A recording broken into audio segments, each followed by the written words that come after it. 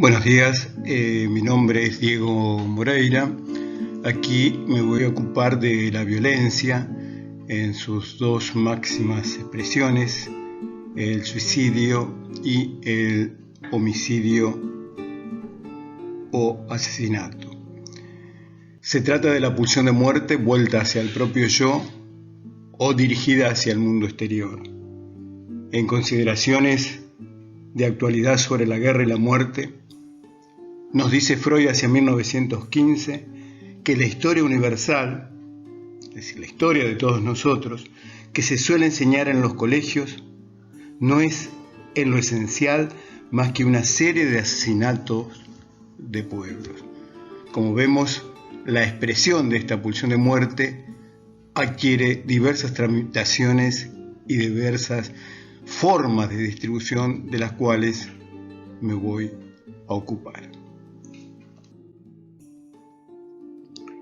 Desde el psicoanálisis podemos diferenciar una violencia primaria que es estructural, que incluye las operaciones de alienación y separación, y otra violencia que es más bien secundaria, excesiva, que se relaciona con el pasaje al acto. La violencia estructural para Freud implica la constitución del instrumento anímico, de la pulsión más pulsionante de todas, la pulsión de muerte, regulada por los principios de la termodinámica. Me refiero a la conservación de la energía y a la entropía. Esta posición teórica parcialmente es retomada y mantenida por Lacan. El exceso entonces de violencia, que implica un gozo, un placer doloroso, mato o muero, va a remitir al suicidio y al homicidio, y en ocasiones al asesinato. El asesinato, desde un punto de vista legal, implica tener en cuenta las circunstancias en que es llevado a cabo, con alevosía, con ensañamiento. El homicidio, nos dice Freud, con relación al homicidio nos dice Freud, que el hombre es lobo del hombre y su naturaleza la guerra. Lo toma de Job. Es él o yo. Lacan nos va a hablar de una impulsión homicida primordial. En el suicidio, el superyo va a aparecer como puro cultivo de la pulsión de muerte en Freud. Y Lacan nos va a hablar de un imperativo del gozo. Gozad hasta el fin. Así lo presenta Lacan en el seminario 20.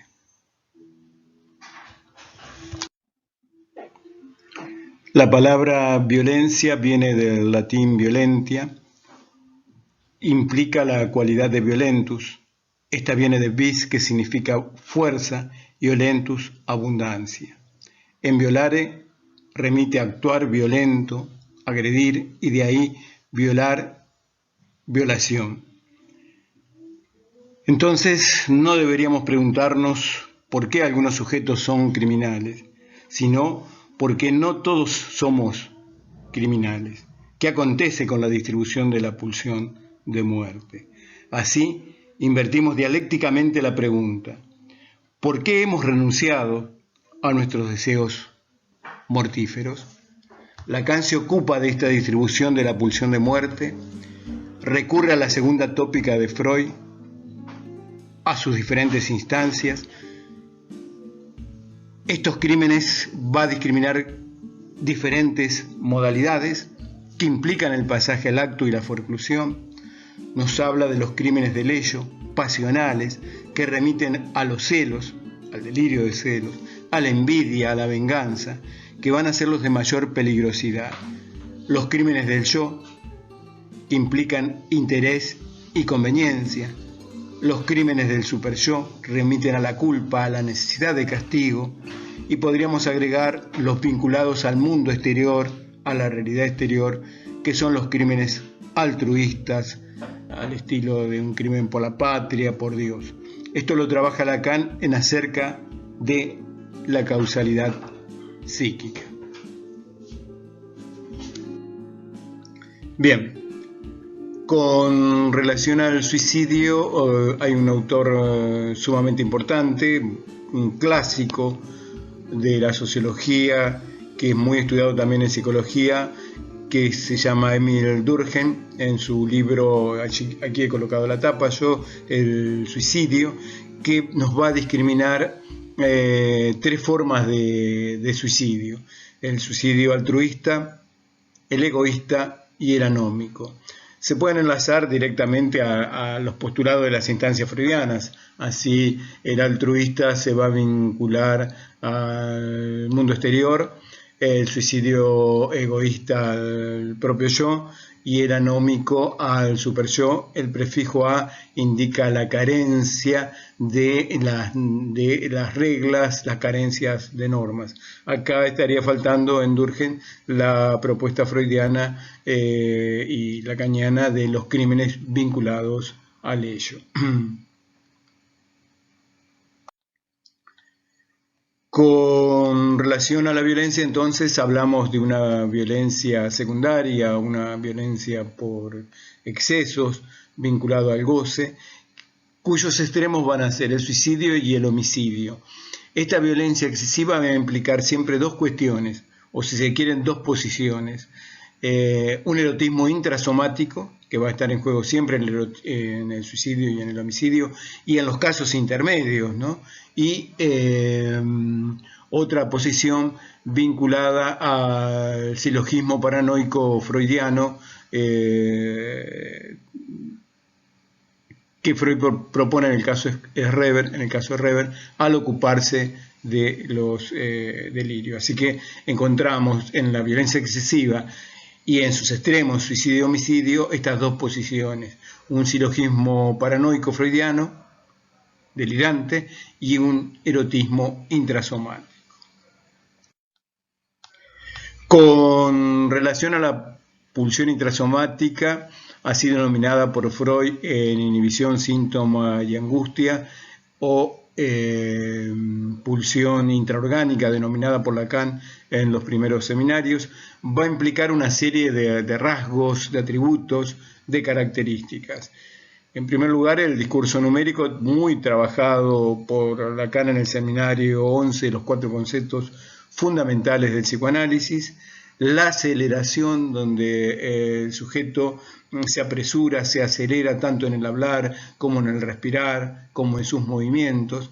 También lo opuesto, la inversión dialéctica, en el letargo o cierto adormecimiento. En el no sentir, que va a implicar la forclusión propuesta por Lacan del sentido, forclusión de sentido en el seminario 23.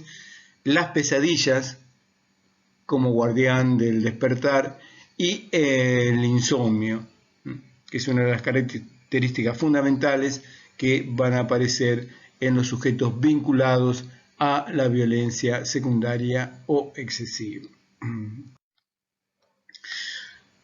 Especifiquemos esta cuestión en el suicidio. Nos encontramos, nos dice Lacan, siempre en el suicidio, cuando se consuma el acto con un delirio maníaco de grandeza. Lo tomamos de Freud al silogismo propio de la paranoia, o de este delirio maníaco de grandeza, en caso de Reber en 1911, donde afirma: yo no lo amo en absoluto y no amo a nadie, equivale a yo me amo solo a mí. Ahí aparece el tema de la grandeza y la manía, que es imprescindible para el acto de suicida, ¿no? Porque uno puede llegar a pensar que el individuo está deprimido, tirado en una cama, pero no. En el acto va a aparecer el tema de la manía. El suicidio es una de las formas del homicidio. Esto lo tenemos que tomar siempre en cuenta. Lo trabaja Borges, de Quincy, y también nuestro psicoanalista Pichon Rivière, ¿no? El suicidio como una de las formas del homicidio, es decir, que el suicida al matarse está matando a otro. Bien, ahora veamos los factores de riesgo del suicidio. Son factores netamente, en su mayoría, descriptivos, como la planificación del suicidio, que lo haría eminentemente, crearía una situación eminentemente peligrosa. Antecedentes familiares de suicidio, algún tío, algún abuelo suicida, que no esté trabajando, que haya abandonado sus estudios, que no posea una religión. La mayoría de las religiones ponen un freno al tema del suicidio. Que no haya una red de sostén familiar, es decir, que no haya una familia más o menos consolidada. La edad del sujeto, por ejemplo, los mayores riesgos serían en la adolescencia y en los adultos mayores. En los niños aparece el tema del suicidio, pero aparece bajo la forma de un accidente. El predominio de accidentes, vemos sujetos que se accidentan constantemente. En los hombres entra a jugar mucho la celotipia o la envidia, la venganza, la manía, estados de manía muy acentuados, y también es necesario considerar y evaluar el vínculo de despedida si no hay relación, cuando el sujeto se retira de la entrevista. Con relación al homicidio, entonces, vamos a tener en cuenta el delirio celotípico, el delirio de celos, muy trabajado por Freud en el caso Reber de 1911. Todo homicidio es un parricidio, es una manera de matar al padre, al relevo del padre. Y puedo agregar que en el homicidio se procura extraer el cacón, nos va a decir Lacan, es decir, extraer el mal del otro. Es como un intento de curación, se asesina al otro como en un intento de curación, de extraer el cacón. Con relación a los factores de riesgo del homicidio, no son muy diferentes, en tanto se trata de una estasis libidinal, no son muy diferentes al suicidio. Antecedentes familiares, es decir, si ya hay antecedentes de asesinatos en la familia. La planificación, el no trabajo, el no estudio, que no posean una religión que acote la violencia. La familia, que no haya una red de contención, que no se pueda formar una red de contención familiar. La edad, recordemos entonces la adolescencia y los adultos mayores básicamente. El predominio de los accidentes y en los hombres el tema de la celotipia o la envidia. El tema de los celos está muy presente en los casos de violencia, la venganza, la manía, y también es necesario estudiar el vínculo de despedida cuando terminamos una entrevista. Ahora, tanto la violencia como sus extremos del suicidio y homicidio requieren de nosotros una lectura estructural. Hay una diversidad de concepciones estructurales tanto en Freud como Lacan, así nos vamos a encontrar con estructura de 2 elementos en Freud como neurona y cantidad, de 3 elementos como inconsciente, preconsciente y consciente, de 4 elementos como la segunda tópica, ello, yo, superyo y realidad exterior. En Lacan acontece algo similar, estructura de 2 elementos, significado, significante, de 3 elementos, real, simbólico, imaginario, de 4 elementos, real, simbólico, imaginario y el sintón o suplencia del nombre del padre. Yo voy a hacer ciertas consideraciones sobre la estructura, pensándola fundamentalmente de una intersección de conjuntos. En dicha intersección nos encontramos con el Das Ding, la cosa freudiana, el objeto A de Lacan del Seminario 7 sobre la ética, un conjunto que implica las manifestaciones, vivencia de dolor, vivencia de satisfacción y una mezcla de ambas en el sadismo-masoquismo, otro conjunto conformado por las disposiciones o actitudes, me refiero a las defensas, otro conjunto conformado por las fantasías primordiales, de las cuales Freud privilegió el Edipo y Lacan la castración, y finalmente otro conjunto que implica la pulsión, el deseo, la fijación en Freud, la repetición, el automatismo de repetición en Lacan, y así estaría conformada la estructura con la cual vamos a abordar todas estas temáticas.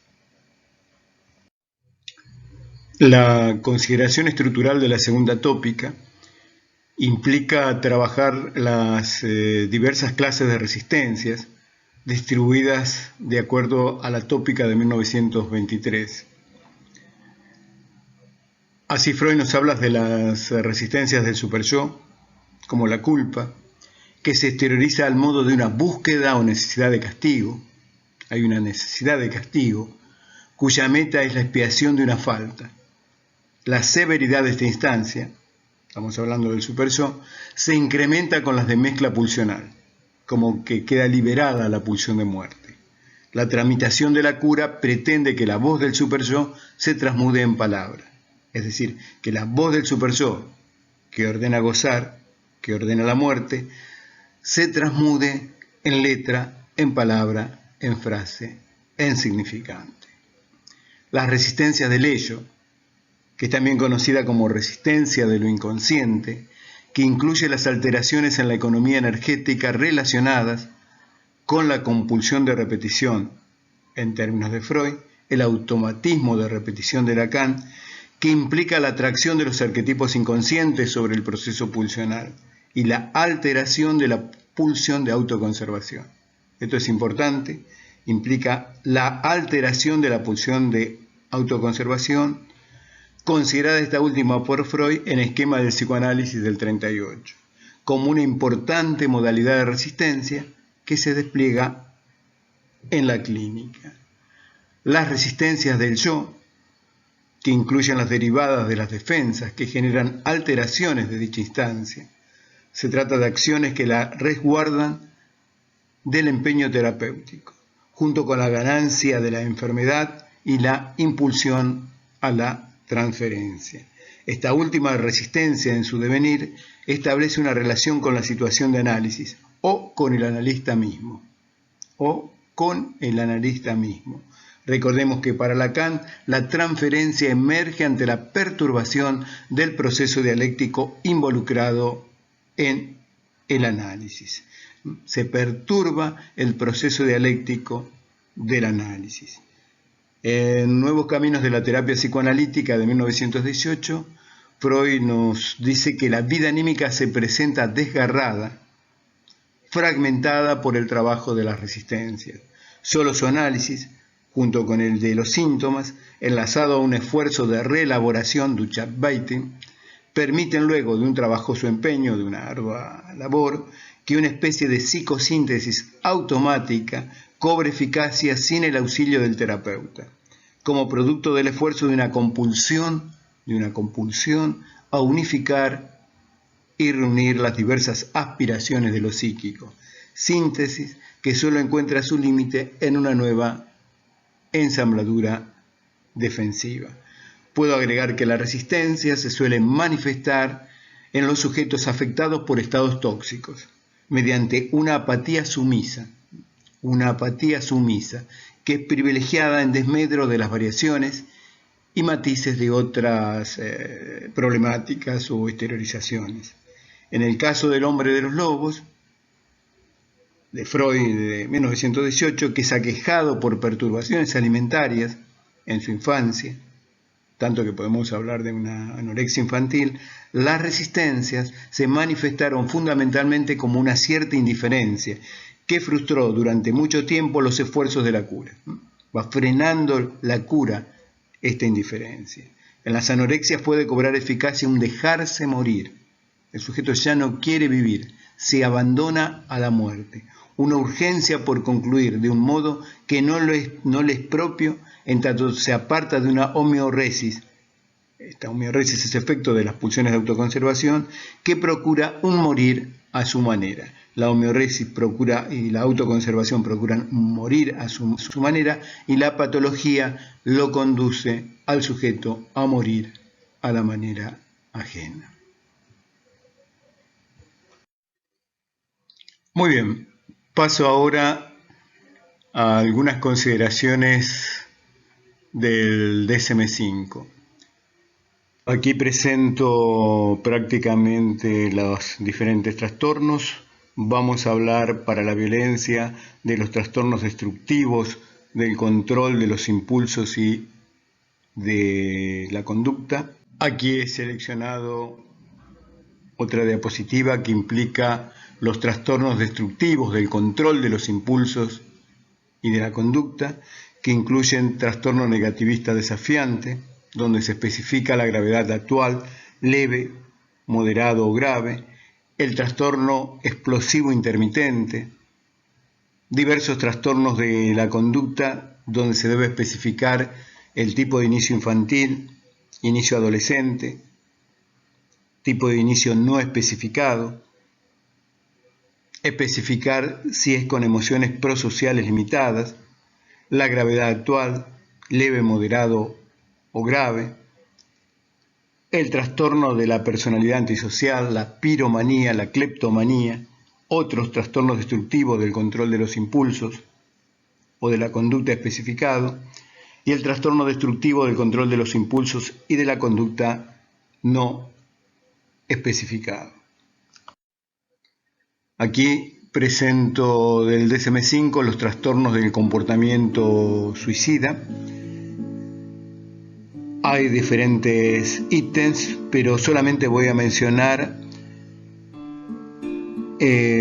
una definición de un intento de suicidio, que va a ser considerado como una secuencia de comportamientos iniciada por el propio individuo, quien en el momento de iniciarlos espera que el conjunto de acciones llevará a su propia muerte.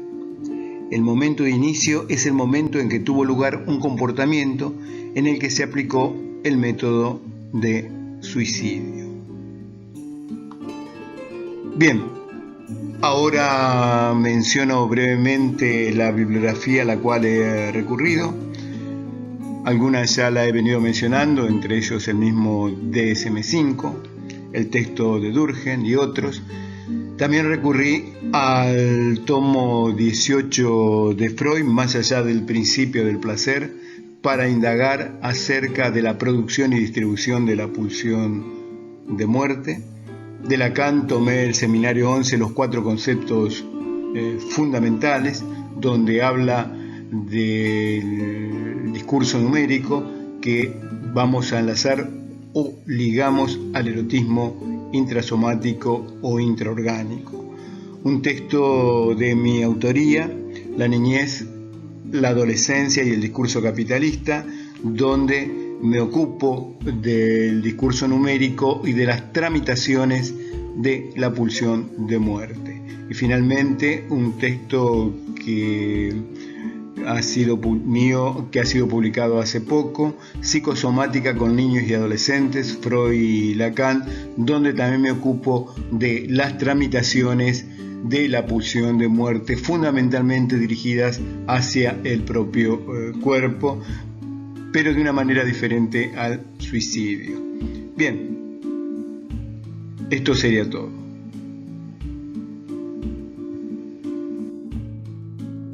Gracias.